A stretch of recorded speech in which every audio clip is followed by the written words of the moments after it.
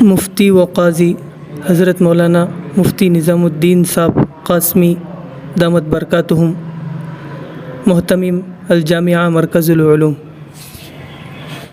اللہ تعالی ہمارے اس بتائی ہوئی باتوں کو سمجھی ہوئی باتوں پر عمل کرنے کے اللہ تعالی توفیق عطا فرمائے۔ ایک بات آپ حضرات کے سامنے جو رمضان المبارک سے متعلق بتانی تھی، وہ باتیں جو جناب رسول اللہ صلی اللہ علیہ وسلم نے امت کو بتائی، وہ مختلف اعتبار سے ہدایات ہیں۔ اس میں آپ نے یہ بات بتائی، ان فی الجنت بابن، جنت میں ایک ایسا دروازہ ہے، یقال لہ الریان، اس کو ریان کہا جاتا ہے۔ ریان، اس کا نام ریان ہے۔ یدخل منہ الصائمون یوم القیامہ، قیامت کے دن اس دروازے سے روزے دار داخل ہوں گے۔ لا يدخل منہ احد غیرہم، ان کے علاوہ کوئی اور اس میں داخل نہیں ہوگا۔ یقال، اللہ کے طرف سے آواز دی جائے گی، این الصائمون، این الصائمون، این الصائمون، ارے بھائی روزے دار کہاں ہیں، روزے دار کہاں ہیں، روزے دار کہاں ہیں؟ اللہ کے طرف سے ندا کیا جائے گا، فیقومون، روزے دار کھڑے ہوں گے، لا يدخل منہ احد غیرہم، ان کے علاوہ کوئی اور ہرگز ہرگز ہرگز ہرگز داخل نہیں ہوگا۔ صرف اور صرف روزے داروں کے لیے اللہ تعالیٰ یہ عنایت فرمائیں گے، یہ نعمت عطا کریں گے۔ تو یہ گویا اللہ کی طرف سے ایک عنایت ہے، یہ ایک نعمت ہے، یہ ایک دولت ہے جو اللہ تعالیٰ صرف روزے داروں کو دیں گے۔ پھر کیا؟ فَإِذَا دَخَلُوا أُغْلِقَ، بخاری کی روایت ہے، 3250 پر 7ویں روایت، اور 1890 پر 6ویں روایت، جس کے راوی حضرت سلیمان ابن بلال رضی اللہ تعالی عنہ کہتے ہیں، میں نے حضرت سہل رضی اللہ تعالی عنہ سے سنا، انہوں نے جناب رسول اللہ صلی اللہ علیہ وسلم سے روایت نقل فرمائی، فرمایا فَإِذَا دَخَلُوا، جب وہ لوگ داخل ہو جائیں گے، اغلق، تو وہ دروازہ بند کر دیا جائے گا، فَلَمْ يَدْخُلْ مِنْهُ أَحَدٌ، اب اس میں سے کوئی داخل نہیں ہوگا۔ اللہ اکبر، اللہ تعالی ہمیں شریعہ کو وہ مقدس ہستیوں میں اللہ شامل فرمائے۔ اب آگے سنیے، اور ایک روایت ہے ابو ہریرہ کی، جناب رسول اللہ صلی اللہ علیہ وسلم نے ارشاد فرمایا، من انفق زوجین فی سبیل اللہ نودی من ابواب الجنہ یا عبد اللہ، یا عبد اللہ هذا خیر، فمن كان من اہل الصلاة دعی من باب الصلاة، ومن كان من اہل الجہاد دعی من باب الجہاد، ومن كان من اہل الصیام دعی من باب الریان، ومن كان من اہل الصدقة دعی من باب الصدقة۔ اللہ اکبر، کیا فرماتے ہیں؟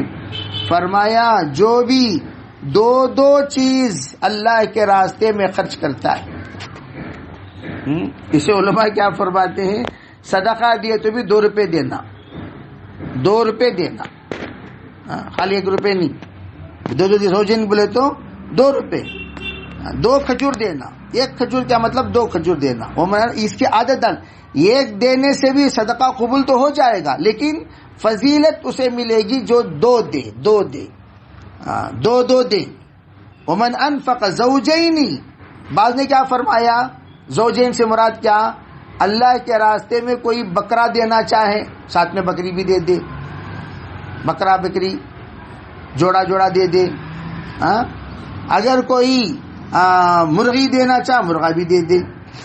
بعض نے اس کی وضاحت کیا فرمائی؟ مرغی مرغا، بعض یوں فرماتے بھئی گائے دینا چاہ رہا ہے بیل بھی دے دے ساتھ میں، دونوں جوڑی ہیں اس کی، لیکن یہ تشریحات میں ایک تشریح ہے، یہ قول ہے، اس پر تعین نہیں ہے لیکن ایک قول ہے۔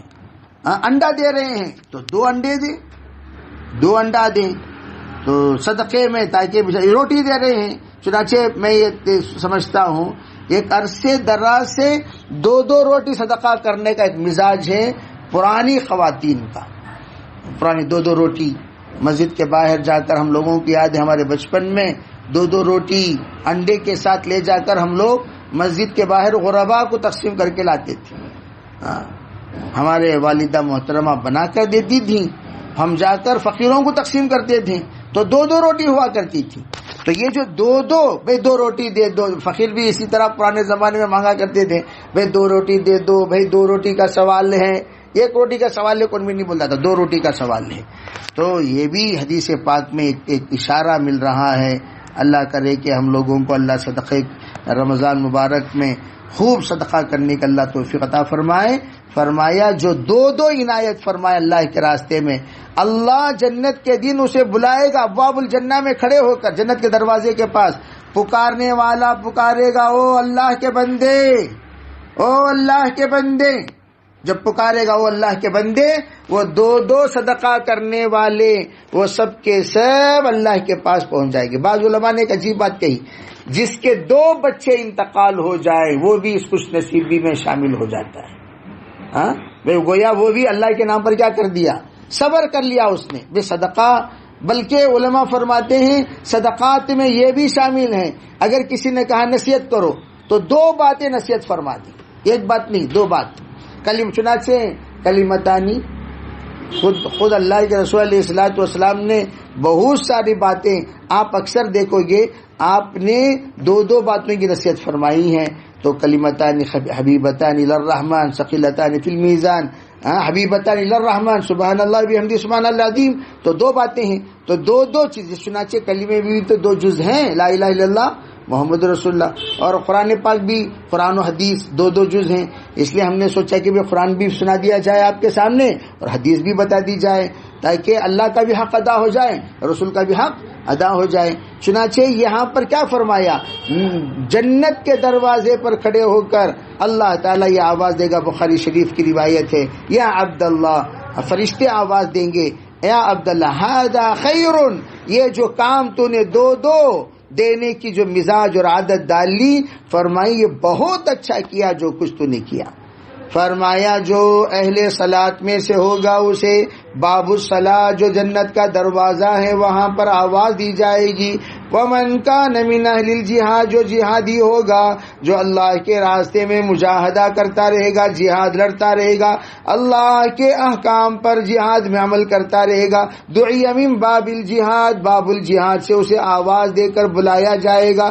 جو روزے دار ہوگا، فرمایا دعی من باب الریان، اسے باب الریان سے بلایا جائے گا، ارے اللہ کے بندے ادھر آ جا، ارے ادھر آ جاؤ، ادھر آ جاؤ، ادھر آ جاؤ، جلدی جلدی جلدی جلدی. وہ فرشتے جو اس دروازے کے ذمہ دار ہوں گے، اپنی اپنی ٹیم کو، اپنی اپنی جماعت کو، اپنے اپنے قافلے کو، اپنے اپنے زمرے کو جلدی جلدی اپنے پاس بلاتے ہوں گے. ومن کان من اہل صدقہ، جو صدقے والے میں سے ہوں گے، دعی من باب صدقہ، ان کو صدقے کے باب میں، صدقے کے دروازے سے پکارا جائے گا. فوراً حضرت ابو بکر، صحابہ کرام کی ایک اچھی عادت تھی، کوئی بھی بات اشکال ہوتی تو فوراً کیا کر لیتے، حضور کے پاس پوچھ لیتے. مٹھوس کے سگا بیٹلے کو نہیں رہتے تھے، خاموش بیٹلے رہیں گے، یہاں دیکھ لے کو وہاں دیکھ لے کو، سمجھ میں نہیں آیا پوچھنا، سمجھ میں نہیں آیا پوچھ لینا چاہیے. ارے پوچھنا، السوال نصف العلم، پوچھنا آدھا علم ہے. فرمایا سوال کیا ہے، السوال، علماء اکرام فرماتے ہیں سوال کوئی معمولی چیز نہیں، سوال کے سلسلے میں فرمایا گیا شفاء للعی، بیماری کے بیمار انسان جو اپنے سوال کو دل میں بسا کر بیماری کے ساتھ زندگی گزار رہا ہے، فرمایا اس آدمی کے لیے سوال یہ شفا ہے.